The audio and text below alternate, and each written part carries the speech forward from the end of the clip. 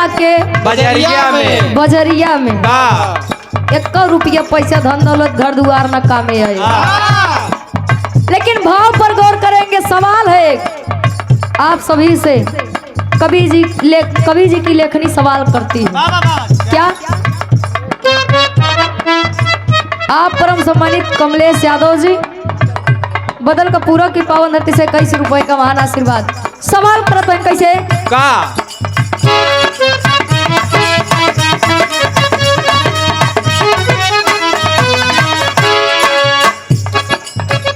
क्यों भूल गए खुद को,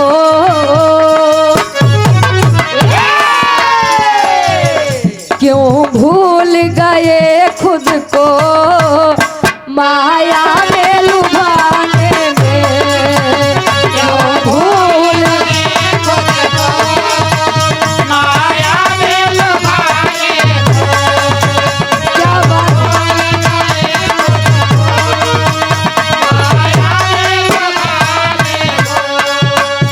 क्यों भूल गए खुद को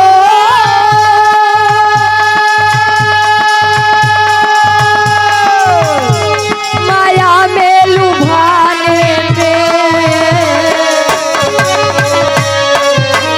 ये प्रीत छली पल पल, ये प्रीत छली पल पल धोखा है जमाने में, ये प्रीत छली पल पल धोखा है जमाने में, ये प्रीत छली पल पल धोखा है जमाने में।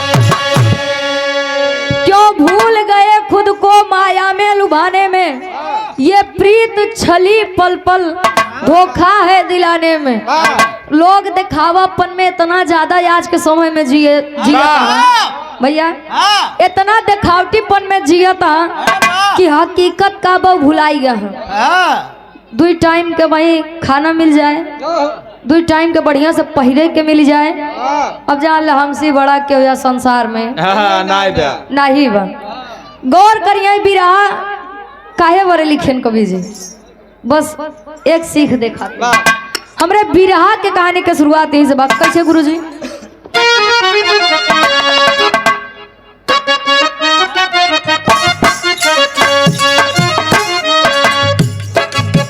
यहाँ पे मिला जो भी यहीं रह जाएगा,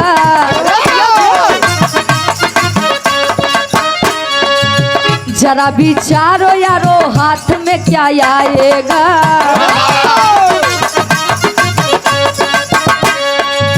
श्रवण नगर में एक सेठ जी धनवान रहे,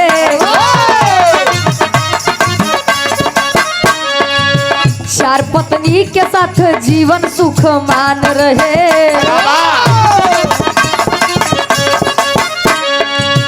पहली पत्नी जो हमेशा साथ रहती थी,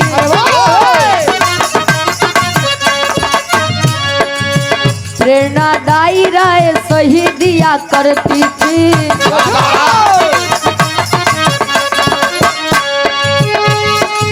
पति का भला सोचने में दिन गुजरता था, पति का भला सोचने में दिन गुजरता था, मगर वो सेठ उसकी कदर नहीं करता था, मगर वो सेठ उसकी कदर नहीं करता था, मगर वो सेठ उसकी कदर नहीं करता था, मगर वो सेठ उसकी कदर नहीं करता था, मगर वो सेठ उसकी कदर नहीं करता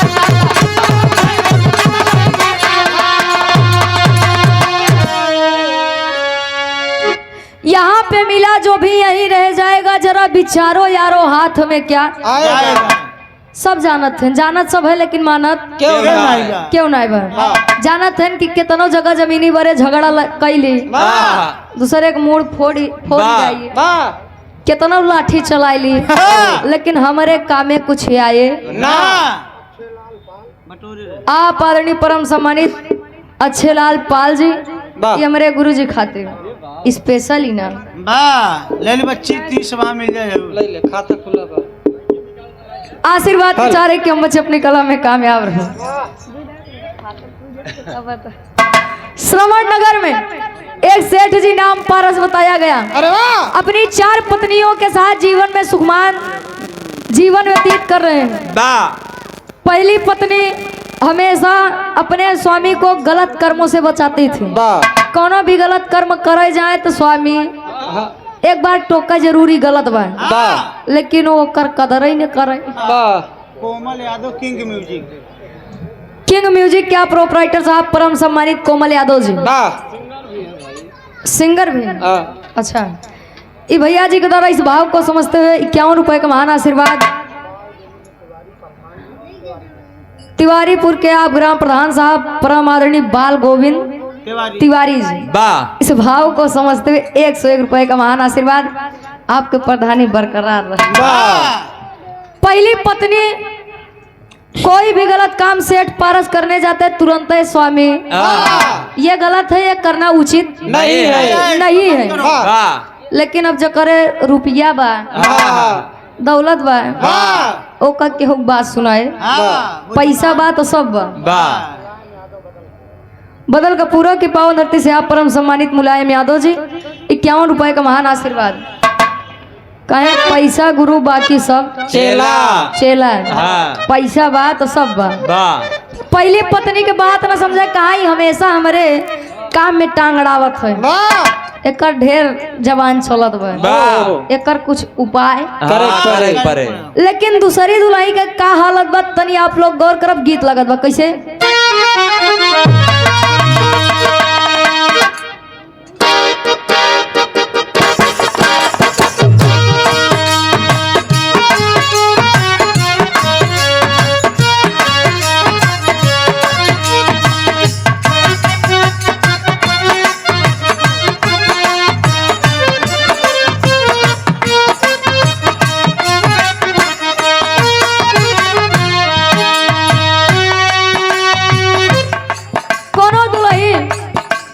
अपन विरह बताए, दर्द बताए। एक नारी अपना सब कुछ छोड़कर अपने पति के घर जाती है। उसके पति से उसके घर का संबंध जुड़ता है, लेकिन अगर वही पति उसके साथ न हो उस औरत पर क्या बीतेगी गौर करेंगे आप लोग। दुल्हैया अपन दर्द बताओ कैसे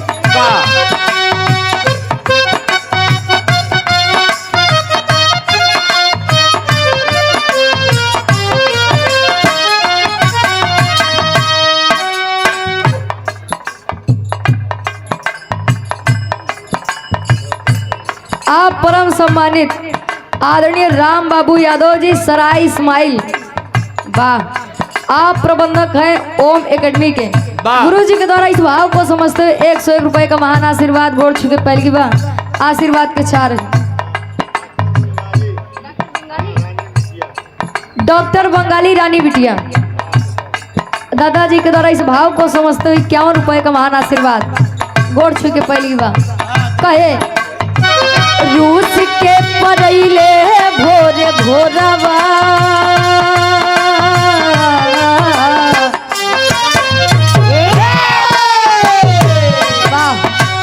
रूस के परैले भोरे भोरवा बोलमुआ हमरो ले ले गईले से नूरा सिंघोरवा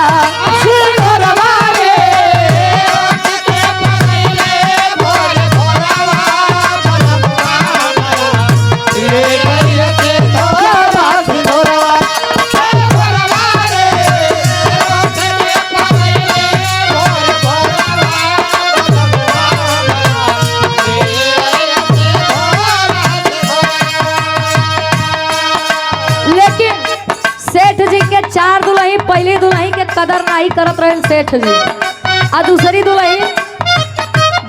नारी रहल होशियरवा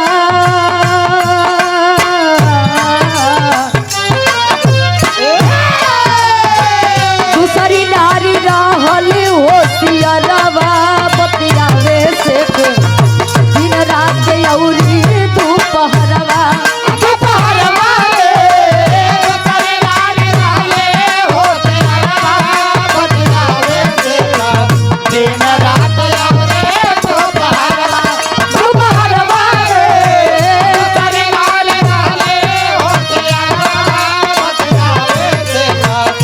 दिन रात औरे दोपहरवा।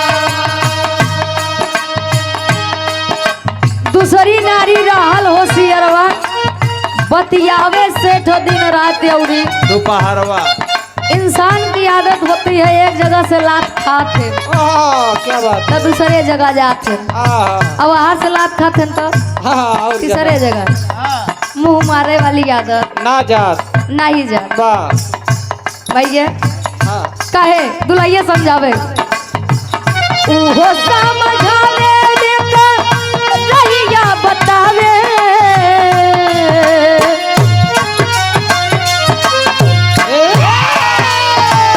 उहो समझावे देता रहिया बतावे, सुख दुख दोनों में हाथ बढ़ावे। सुख दुख दोनों में हाथ बढ़ावे। सुख दुख दोनों में हाथ बढ़ावे। करे न समान ओही के मनवा,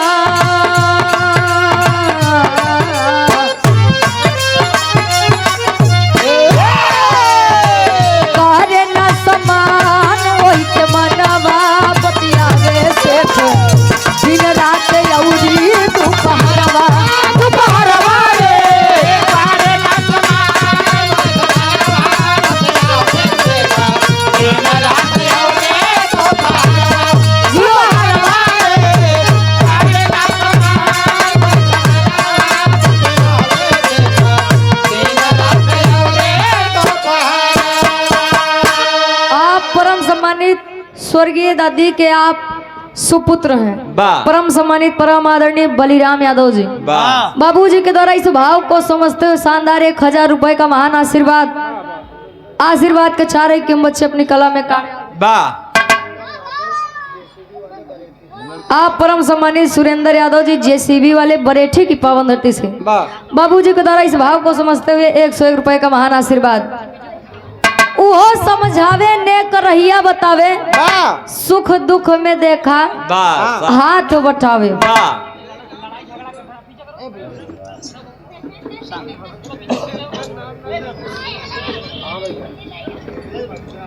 दूसरी नारी हाँ चतुर चालाक रहे भले, लेकिन देखिए जो आपसे प्रेम करेगा, वाह। सत्यता में जो आपका भलाई चाहेगा, हाँ। अगर गलत काम करवा तो टोके, वाह। गलत काम करवा तो रोके, हाँ। गुस्सा होगा, ए! चिल्लाएगा। हाँ। जे चाहत है कि आपका बुरा ना हो उ, हाँ। और जे चाहबई करे अरे जाय दे जवन करता है तो ठीक बा, हमसे का मतलब, हाँ खाली पेट भर हमार तो पेट भरता ही बे। वाह। वो समझला सिर्फ और सिर्फ स्वार्थ से जुड़ा बा, वाह। बिना स्वार्थ हाँ ना जुड़ा। ना ही जुड़ा बा। वाह। तीसरी दुल्ही नई नवेली बा, काहे रानी रे, ये हमार रानी एना दोनों तुम्हारे यहाँ मूड खराब करे यहाँ। वाह। आओ ते मोरे लगे आओ काहे स्वामी जवन बात ठीक है बा, काहे बरे उन्हन के पीछे परेशान है। हाँ हाँ? हम पीछे परेशान है यार, आगे नहीं होते आगे नहीं बा। हाँ लेकिन जो गलत है वो गलत है, वाह। अगर ये आप गलत करेंगे तो हम भी रोकेंगे। वाह। तेरी के भाव में कबीर जी लिखते हैं, जमाने की सच्चाई क्या है, वाह। जिंदगी मौका सबको देती है, केहू चैतन्य रही के मौका का फायदा उठा लेते है, तक केहू सोई केहू का वाह। गवाही देते। गवाही देते है। वाह। तेरी के भाव में कवि जी लिखते हैं कैसे, ये सब लॉकडाउन वाले आ गए हैं। हाँ। वाह। अरे माया में बाया रुझाइल दुनिया,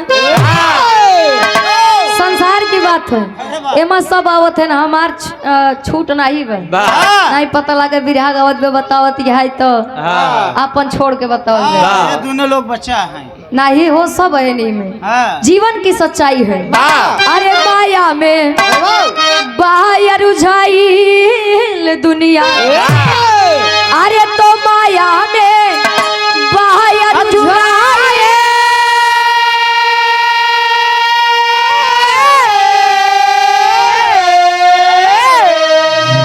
माया में बाया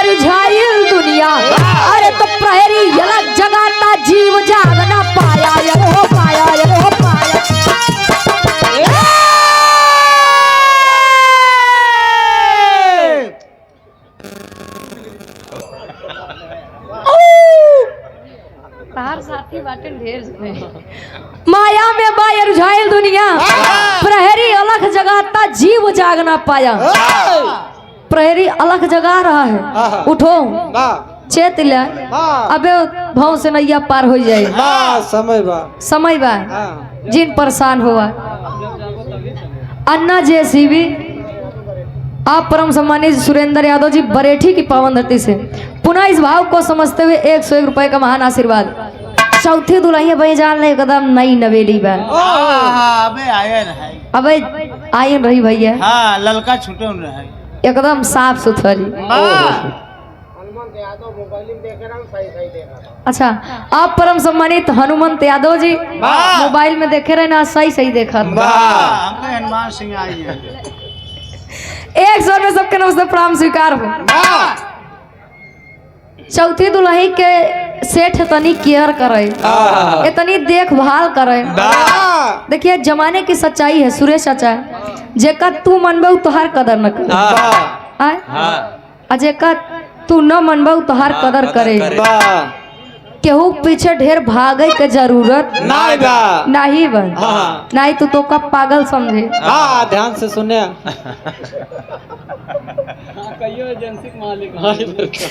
भैया जेकरे पीछे जितना भगवा वो आपको उतना पागल समझे, आपसे उतना अलगरजू बतियाए।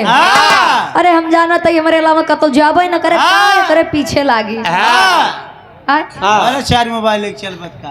अब पारस सेठ सोचा था हमार दुल्ही कितना बढ़िया खाना खाए, कितना बढ़िया पहने ओढ़े, ये हमार रानी रे, तरह तरह केयर करे। जान ला 1% ओकरे साथे खिलवाड़ नहीं।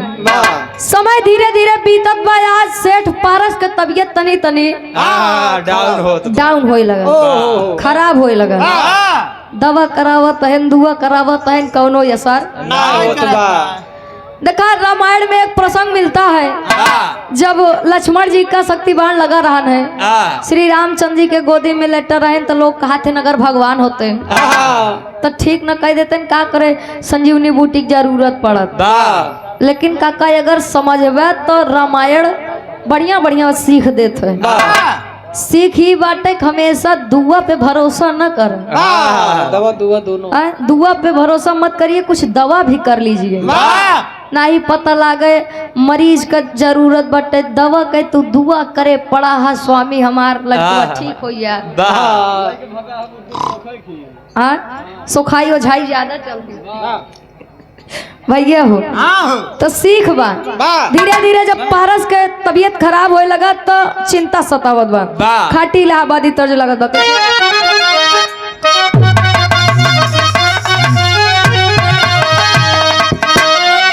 विराट सम्राट स्वर्गीय दादा श्री रामधार यादव जी गावत रहे। कैसे आए हाय अरे झकोरा मारे झूलनी, ए बाबू झकोरा मारे झूलनी, कहाँ साड़ी लहराए हो झकोरा मारे। लेकिन विराट सम्राट स्वर्गीय गुरु श्री हैदर अली गुरु जी गावत रहे। कैसे गावे? अरे घुसुरी गावा बरधा, ए बाबू घुसुरी गावा बरधा, कहाँ सरी माझारी घुसुरी गावा। अरे गजब की हूँ बहिनी, अरे गजब की हूँ बहिनी, कहाँ चीनी ना भातार हो गजब की। लेकिन विराट सम्राट दादा दुखी राम यादव जी गावत है। अरे टंगिए में टंगिया, ए बाबू टंगिए में टंगिया, फसावली हो भऊ जइया जियो।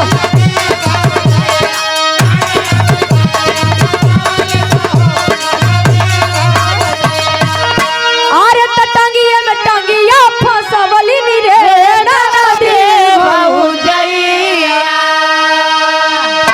ऊपर ऐसे डाल के हिलावली हो नदी भऊ जइया। अरे जिया बहादुर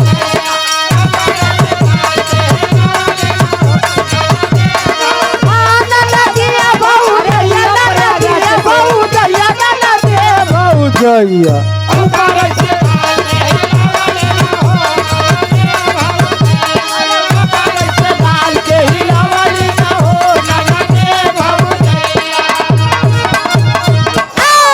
बात का जाना था न ले जाया आज तो ढेर आटा चक्की खुल के बाटे गेहूं धोए ना कहाँ है सुखाई के बाटे ले जा पिसाई लवन लेकिन पहले काकी दादी लोग 4 बजे भोरहरिया में उठ के सवेरे जाते पे बैठे भैया जब गेहूं लाई के बैठे तो वह मुट्ठा पकड़ के गेहूं डाल के गोल गोल घुमावे कहा है अरे तो ऊपर से डाल के ही नवली रे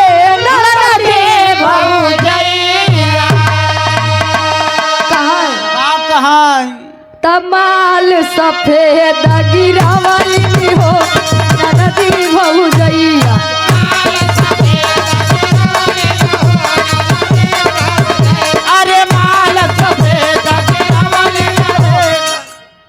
माल सफेद गिरवलिन हो जब वो गेहूं डाले मुट्ठा पकड़ के घुमावे तो वही सफेद सफेद आटा जब उजरका गिरे आटा निकरे भैया तो ये सब गावत रहे पहले वाले जौन गावत रहे 2 अर्थी गावे चला कम से कम समझाई देते रहे आज वाले तो पहले मेहरारू के शौक श्रृंगार के ऊपर गाना चलता है अब तो मेहरारू कैसे कोनो यंग ना बचावे जे पर गाना न निकाले हो मेहरारू का नंबर खत्म है आप ही लोग वाला झारस जब बाल सैया जी लागस कमाल सैया जी तब बगल से निकाल सैया जी उड़ावस रुमाल सैया जी नदिया के बीचे जैसे नैया बस अब देखा शुरू करे यहाँ खत्म कहाँ करिए वो नहीं से जाने लेकिन गौर करेंगे आप लोग पारस से दवा करावत है डर है कतो इस संसार छोड़ के हम चला न जाए कभी भी लिखते हैं कैसे अरे डरी गईले सेठ जी ए बाबू डरी गईले सेठ जी माउतिया देखाए हो डरी गईले सेठ जी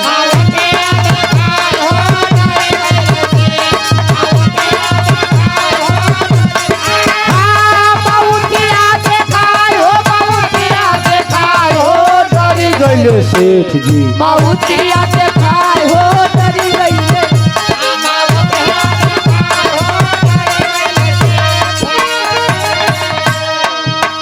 काहे करे खूब दवाई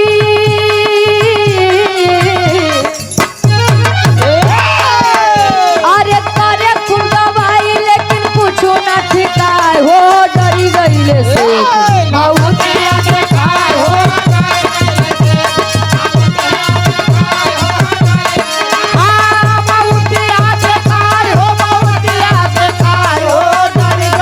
सेठ जी माउतिया देखाए हो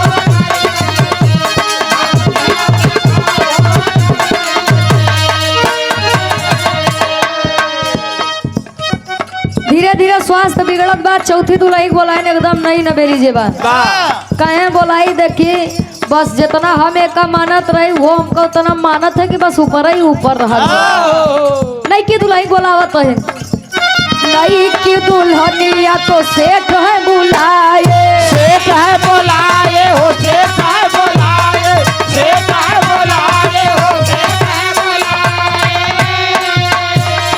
चला हमरे साथे रानी हथवा बढ़ाए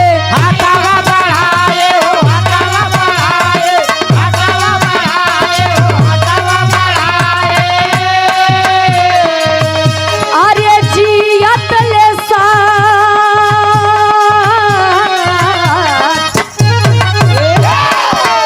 अरे जियत ले साथ रहल लगे नहीं बा हो डरी गईले सेठ माउतिया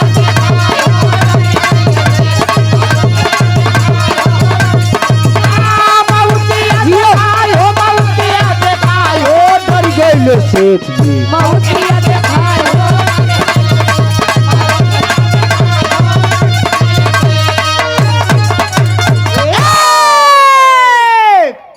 चौथी दुल्हन यानी एकदम जो नहीं नवेली बा का बोलायन कहे रानी रे अब लागत बा हम बच्चा बोचब ना कहीं तब कहीं जियतल हम तो का बड़ा जाने बड़ा माने तीनों से ज्यादा तो का माने सबसे ज्यादा सबसे ज्यादा कहीं तब कहीं तक कब का जबले जिगत रहे तबले साथ रहा, ना मरे के बादल चला हाँ कहीं ए स्वामी हाँ ई ना होए ई सब काम हमरे लगे। हाँ ना बा जबले जिगत रहा तबले ठीक रहा, मरे के बाद हम साथे होते ना जा बोब न। काहे रे ई गलत फहमी निकाल दे। बा चली तू मर जा, हम तोरे चक्कर में हमहू अपन जान दे दी। हाँ आय हम जा बोब न। सेठ को समझ में आता है कि जेका सबसे ज्यादा जाने माने वो है, ऐसे ने आज ऐसे कही दी। बा तीसरी दुल्हन का बोला कहते हैं कहें तोर का इरादा बा। हाँ तो बताओ कहें स्वामी बोला का काम बा। ओहो कहें सुन बतावत है, पापड़ के भाव में कवि जी लिखत है।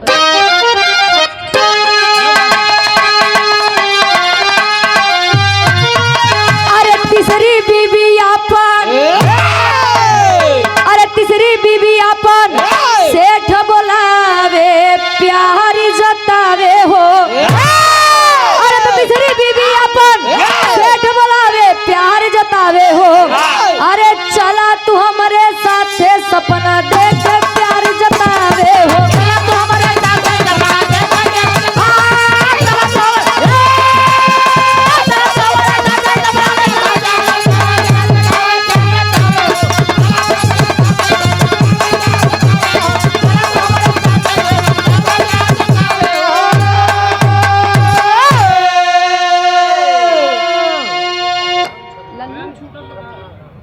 छतनाहा की पावन धरती से आप परम सम्मानित परम आदरणीय बाबू श्री लल्लू पहलवान जी झूसी की पावन धरती से इस भाव को समझते हुए बाबूजी के द्वारा 101 रुपए का महान आशीर्वाद। हम बच्चे अपनी कला में कामयाब हो, आशीर्वाद के चाह रहे हैं। तीसरी बीवी अपन सेठ बुलावे प्यार जतावे हो। चला तू हमारे साथे सपना दिखावे प्यार जतावे हो। तीसरी रानी कहे अब चला, कहे कहाँ, कहे अब हमार चली चला के बेला बा हमारे साथे चलबू न। हाँ जब ले जीगत रहे तब ले तो बड़ा मान सम्मान दो। अब मरे के बाद साथ निभावा। बा कहीं सुना स्वामी चली तो, लेकिन अबे हमारे कुछ दिक्कत बा। बा कहीं का दिक्कत बा, कहीं सुना बतावा तो है। अरे कहेली तीसरी रंग भाई भाई चढ़ल मोर जवानी हो। सही बात तू दूसरा के हम रहब बन खंदानी हो। अरे दुखित सेठ नयन नीर, अरे दुखित सेठ नयन नीर अब बढ़ावे प्यार जतावे हो। अरे तो दुखित नयन नीर सेठ बहावे प्यार जतावे हो। तो चला तू साथे सपना ढेर दिखावे प्यार जतावे हो। कहे स्वामी अबे थमार आवे वाली बेला बा, तू मर जाब का चाहत हा तोरे पीछे चढ़ी जवानी मामाऊ आए संसार छोड़ जाई। तोरे जाते मान हम दूसरे खोई जाबे। तू हमारे बारे तनिको परेशान हम बिना ढेर हैं मतलब इतना धोखा ना गद्दारी करबे। कहे मतलब ऐसे करबे। कहे स्वामी का करी, हम अपने आदत से मजबूर रही। कहे अबे तोरे दू दुल्हन और रहा क्यों पता कैला के जान को चली जाए तोरे साथ। कहे जब तुलहन न जाबे पूछे तो पड़बा ही करे। दूसरी दुल्हन अपन बोलावत है। आल्हा के भाव में कवि जी लिखत है कैसे।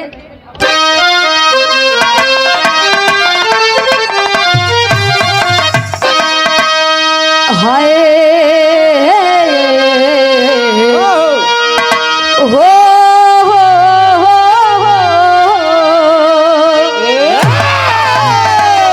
तो धन दावला तो कुछ काम नहीं है भैया।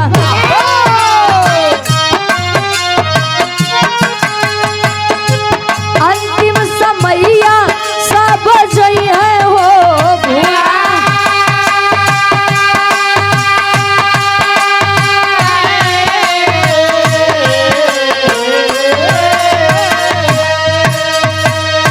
दूसरी कहे कि हम क्रिया कर्म कई देबै।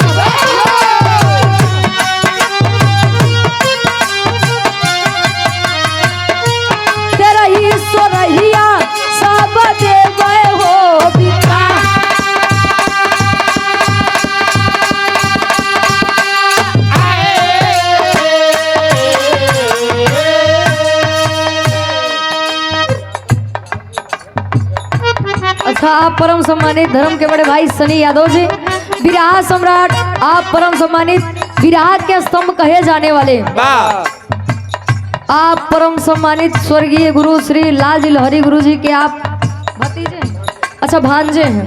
भैया जी के द्वारा इस भाव को समझते हुए 101 रुपए का महान आशीर्वाद, 1 स्वर में सबके नमस्ते प्रणाम स्वीकार हो।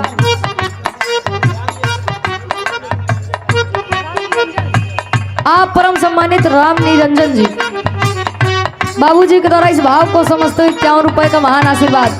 सेठ अपने मन में सोच रहे हैं, कहे भइले या धीर से अपने मनवा में पंचो,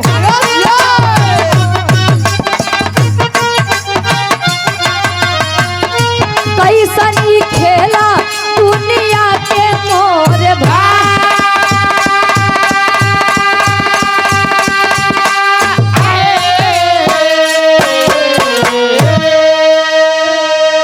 दूसरी दुल्हन बोला कहे रानी तय चलवे, अब हमार चली चल के बेला बा, कहीं स्वामी अब वही बात न करे, जवन न करे के चाहिए, वही करावता मतलब तू जाबा का चाहता मऊ चली, देश दुनिया न देखी, कहे तब का करवे तहिया रही के, कहीं स्वामी एक काम करे आप जा, जब आप मर जाबा तो आत्मा को शांति हम दिवाई दे, कहे कैसे, कहे ते रही सो रही सब हम करवाई दे, एक हम आपसे वचन देते ही गारंटी लेते, कहे मतलब अबे हम गए ना ते रही सो रही चक्कर में पड़ गए। भैया स्वर्गीय दादी संसार को छोड़कर चली गई, का जितना लड़कियां रहन केहू रोक ले, नात रिश्तेदार रहन केहू रोक ले, गांव परिवार रोक ले, रुपया पैसा धन दौलत घर दुआर रोक ले, नहीं ने वैसे ने जाबा डब्लू गुरु जी, जब जाबे तो काम नहीं आए कुछ। आज हम जाब तो सब पहले की नहीं हम का जी दूसरी दुल्हन कही स्वामी हम तेरही उरही करवा देवे, आप शौक से जाए, संसार छोड़ा। पहली का एकदम दुखित मन से बुलाते हैं, कहे स्वामी परेशान न हुआ, जैसे जियत ले साथे रहे वैसे मरई के बाद हम आपई के साथे यहाँ से चली चलब। तनी समझा भी 4 दुल्ही यही के, चौथी दुल्ही चौथी बीबी अपन ही शरीर बा, एक लोग बड़ा केयर करत है, का खाई के बा, कैसे रहाई के बा, का कपड़ा पहिरे के बा जवन बढ़िया लागे, ठंडी में कैसे कपड़ा पहिरे के बा, गर्मी में कैसे करे के बा, बरसात में कैसे करे के बा, ये सब शरीर खातिर करत है लोग। तीसरी जवन कहे कि अबे तू चला जाबा तो हम दूसरे खोई जाब, रुपया पैसा धन दौलत या केतना बीघा बेचसा लिखवा देबा, जौने दिन मर जाबा 2 लड़कियां हाथ तुही में कट मारी जई है। हाँ एक बीता कम न हो चाहिए, 1 इंच न कम हो चाहिए, जान ला काका झगड़ा इतना बड़े ना आए, ज्यादा ज्यादा 1 इंच या 2 इंच बड़े होते तो कैसे आई गए। माई बाबू अगर ज्यादा दे दें कहाँ जाए कोई केम रहा तो का ज्यादा मजा थे, हमरे केम आवे जरूरत नहीं। वो तीसरी दुल्हन बा रुपया पैसा धन दौलत, जवन आप हमरे मरे के बाद दूसरे के हुक होए। दूसरी दुल्हन माई बाबू मेहरारू लड़किया बच्चा जब चला जाएंगे तो मोक्ष नहीं दी है, पेंडा वो नहीं पड़ी है, नात रिश्तेदार माई बाबू लड़किया बच्चा। अब पहले दुल्हन है अपन आत्मा बा, कोनो भी काम अगर करबा अगर गलत बा तो आत्मा कहात है ये गलत है, अगर कई ले बा पकड़ा जाबा कहे यार अगर अपने आत्मा का बात मान ली हो, हमारी आत्मा हमका गवाही नहीं देत रही कि हम काम करी, आज ओकर बात माने हुई तो आज ही दिन सच्चाई सिर्फ और सिर्फ आत्मा दिखाती है। खड़ी के भाव में आखिरी भाव कवि जी दर्शावते हैं कैसे,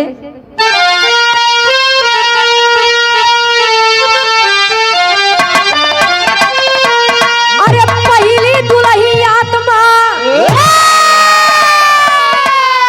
अरे तो पहली दुल्ही आत्मा अब बढ़ावे हथवा, अरे तो पहली दुल्ही आत्मा अब बढ़ावे हथवा, साची रही या देखावे हो निभावे सखवा।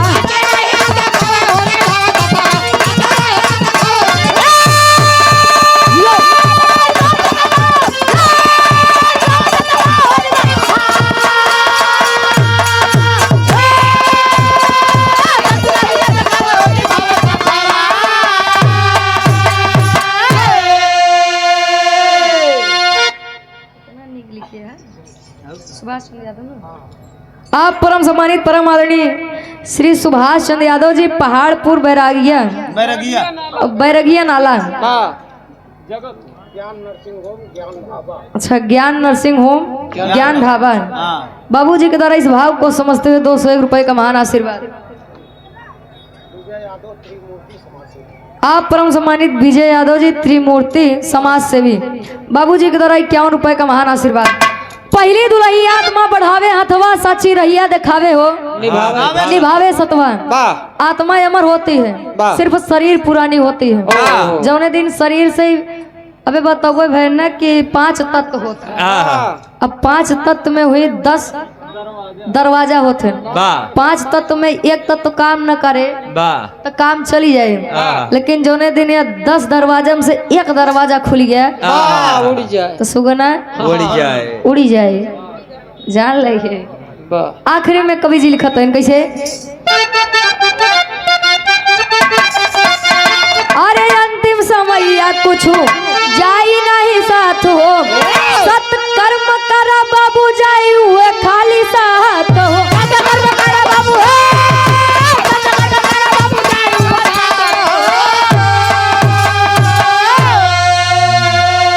अरे सत्कर्मी क्या भगवान जी, अरे सत्कर्मी क्या भगवान जी अब दौड़ावे रथवा। सत्कर्मी क्या भगवान जी अब दौड़ावे रथवा, साची रही आ देखावे हो निभावे। अंतिम समय कुछ आई नहीं हाथ हो, सत्कर्म करा बाबू वह जाई। अबे सुन में भैया, सामने गुजर जाने पर जल की कद्र होती है। इंसान चला जाता है पर कीर्ति जैसा काम करके जाबा वैसा नाम हो। जन्म से लेकर मृत्यु तक दौड़ता है आदमी, दौड़ते दौड़ते दम तोड़ता है आदमी। सुबह पलना शाम अर्थी, दोपहर 4 पाई। इस 4 दिन की जिंदगी में 3 लकड़ी तोड़ता है। जन्म से लेकर मृत्यु तक दौड़ते ही रहे। जीते लकड़ी मरते लकड़ी। हाँ, देख तमाशा लकड़ी का। देख तमाशा लकड़ी का। आप परम सम्मानित राम निधि यादव जी ठेकेदार पैगंबरपुर कुसुंगर गारापुर 101 रुपए का महान आशीर्वाद। आशीर्वाद के 4 क्यों बचे अपनी कला में कामयाब रहे। सत्कर्मी के भगवान जी दौड़ावे रथवा, साची रहिया दिखावे हो निभावे सतवा। तो खुद को पहचानिए, माया मोह में पड़ा, बिना माया मोह में पड़े कुछ होए हवा वाला बा नहीं, लेकिन उतना ही पड़ा जितना नीक लागे। हाँ, लेकिन करा अगरबत्ती झूठ है क्यों? माई बाबू के पीछे इतना परेशान है, दुल्ही ध्यान नहीं देते। अब दुल्हनी के पीछे परेशान हो जाएंगे, माई बाबू किनारे जा तो माया में तो नहीं पड़ा जितना काम चले। आखिरी में खानदान के परिचय बा।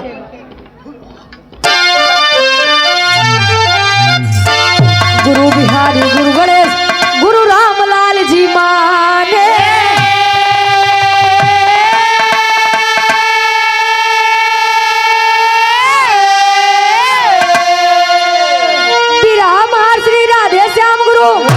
राम आधार जी माने।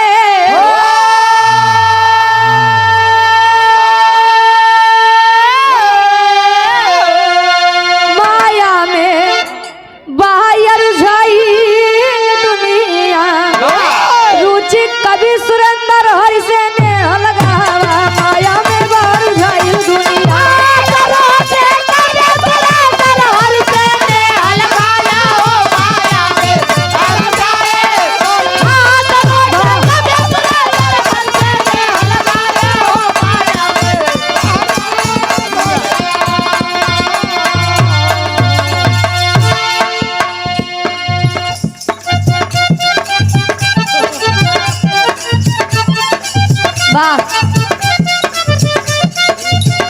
जिस भजन में राम का नाम हो, उस भजन को गाना ना चाहिए।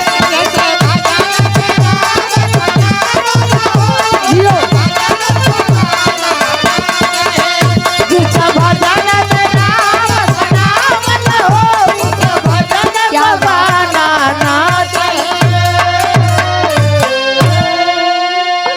के नंबर बा